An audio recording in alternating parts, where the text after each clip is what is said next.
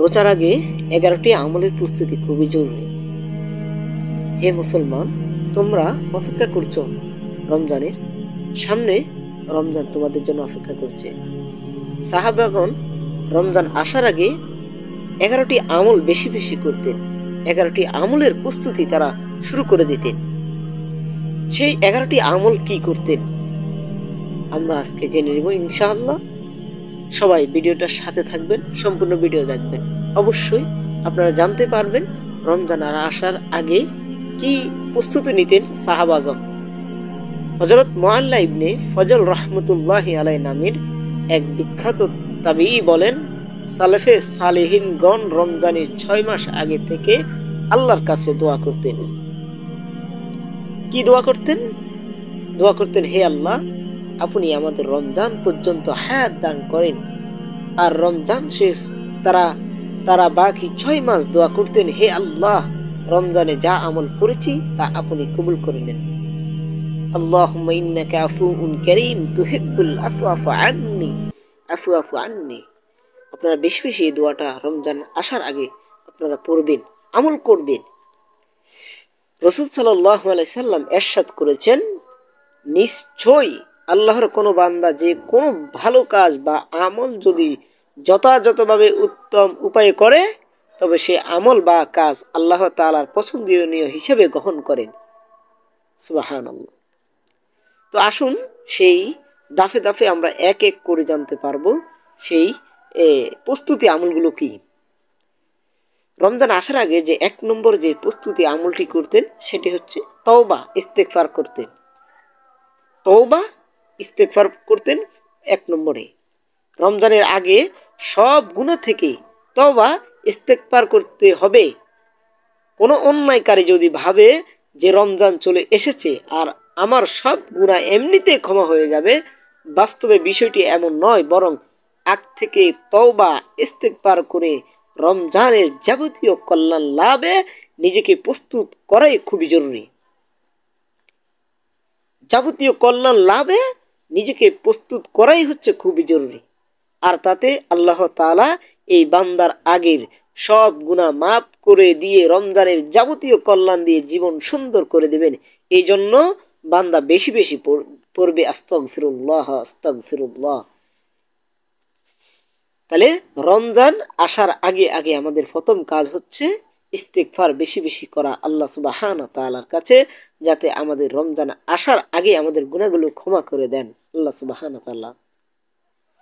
2 নম্বরে যে আমলটি উপকারিত করতেন তারা, যে আমলটি তারা রমজান আসার আগে করতেন 2 নম্বরে, সেটি হচ্ছে রমজানের সব উপকারিতা স্মরণ করা। বরকতময় মাস রমজান সম্পর্কে কোরআন সুন্নাহ যেসব ফজিলত মর্যাদা উপকারিতা বর্ণনা রয়েছে, রমজান শুরু হওয়ার আগে সেই সব সম্পর্কে জেনে নেওয়া, সেই সব উপকার পেতে কোরআন সুন্নাহর দিন নির্দেশনাগুলো মেনে চলার প্রস্তুতি নেওয়া। মাস রমজান আসছে, মানসিকভাবে বারবার এই কথা স্মরণ আমলের প্রস্তুতি গ্রহণ করতে এই দোয়াটি বেশি বেশি করা। আল্লাহুম্মা বাল্লিগনা রমাদান, আল্লাহুম্মা বাল্লিগনা রমাদান, আল্লাহুম্মা বাল্লিগনা রমাদান। এই দোয়াটি বেশি বেশি করা। অর্থ কি? হে আল্লাহ, আপনি আমাদের রমজান পর্যন্ত পৌঁছে দিন, অর্থাৎ রমজান পর্যন্ত হায়াত দান করুন। তাহলে আমরা জানতে পারলাম 2 নম্বরে, 1 নম্বরে ইস্তেগফার, 2 নম্বরে রমজান আসার আগে আসে কি কি উপকারিতা রমজানের, সেগুলো জেনে নেওয়া। আল্লাহ সুবহানাহু ওয়া তাআলা আমাদেরকে জানার তৌফিক দান করুন।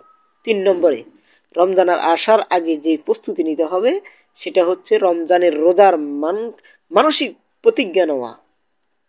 মানসিক প্রতিজ্ঞা কি?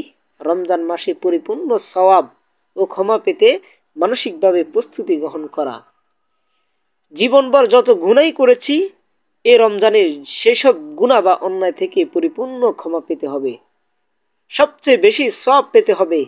রমজান শুরু হওয়ার আগে এই প্রতিজ্ঞা গ্রহণ করা জরুরি আমাদের মুসলিম সমাজের জন্য, আমাদের মুসলিমের জন্য, আমাদের উম্মাহের জন্য। আফসোসের বিষয়, অনেক সময় পূর্ব প্রস্তুতি না থাকার কারণে রমজান পেয়েও মুমিন মুসলমান পরিপূর্ণ সওয়াব ও ক্ষমা পাওয়ার থেকে বঞ্চিত হয়ে যায়।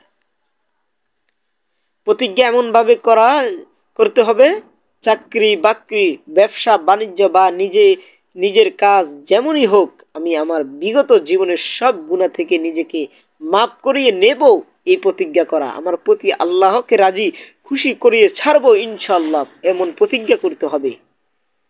তাহলে 3 নম্বর আমরা জানতে পেরেছি প্রতিজ্ঞা করতে হবে যে আমার গুনাহগুলো আমি ক্ষমা করে ছাড়বই, আল্লাহকে খুশি করবই, আল্লাহ যেন আমার উপরে রহমত নাজিল করেন। 4 নম্বরে রমজানের আগে আগে যে আমলটি করতেন সেটি হচ্ছে রমজান শুরুর আগের কাজা রোজা আদায় করা। রমজান শুরু হওয়ার আগে বিগত জীবনে অসুস্থ হওয়ার কারণে বা সফর কারণে রমজানের ফরজ রোজা কাজা হয়ে থাকলে তা যথাযথভাবে আদায় করে নেওয়া। বিশেষ করে মা বোনদের বাংতি রোজা থাকতে পারে, তাই রমজানের আগে শাবান মাসের এই সময়ে কাজা রোজা আদায় করে নেওয়া।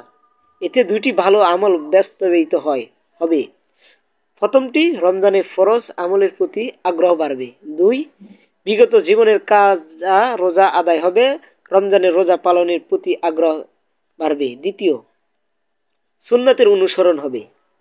রমজানের আগে মাস সাবানে প্রিয় নবী সাল্লাল্লাহু আলাইহি ওয়াসাল্লাম বেশি বেশি নফল রোজা রাখতেন।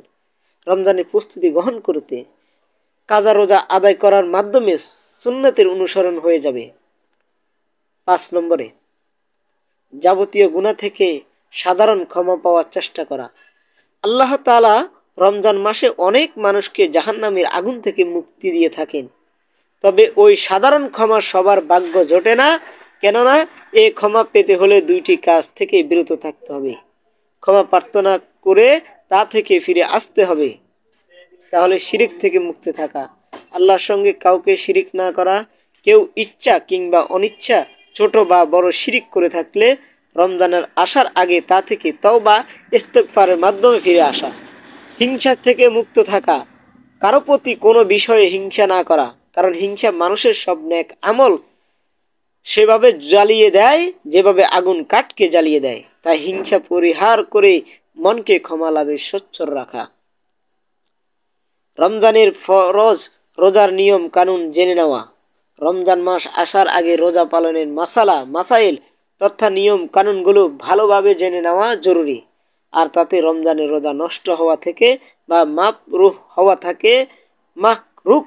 হওয়া থেকে বা অন্য বিষয়গুলো জেনে নেওয়ার সর্বাত্মক চেষ্টা করা। 7 নম্বরে, বিগত রমজান অসমাপ্ত কাজ চিহ্নিত করা। রমজান মাস আসার আগে বিগত রমজানের নেক আমলগুলো করতে না পারার কারণগুলো খুঁজে বের করার চেষ্টা করা। যেমন, কেন নিয়মিত কোরআন অধ্যয়ন করা হয়নি, কেন তারাবি পড়া হয়নি, কেন দান সহযোগিতা করা হয়নি, কেন ইতিকাফ করা হয়নি, কেন রোজাকে ইফতার করানো হয়নি, কেন 5 ওয়াক্ত নামাজ জামাতের সঙ্গে আদায় করা হয়নি, কেন কোরআন সুন্নাহর আলোচনা বসা হয়নি, কেন রমজানের পরিবারের লোকের হক আদায় করা হয়নি, কেন রমজানের পরা প্রতিবেশী বা আত্মীয়দের হক আদায় করা হয়নি। এই বিষয়গুলো চিহ্নিত করে নেওয়া এবং বছর রমজান আসার আগে চিহ্ন কারণগুলো থেকে নিজেকে বিরত রেখে কিংবা প্রস্তুতি গ্রহণ করে কল্যাণকর সব নেক আমল করা প্রস্তুতি গ্রহণ করা। 8 নম্বরে, চলতি শাবান মাস জুড়ে রমজানের মহারা চালু রাখা। রমজান মাসের বেশি বেশি ইবাদত করতে এবং রোজা রাখার জন্য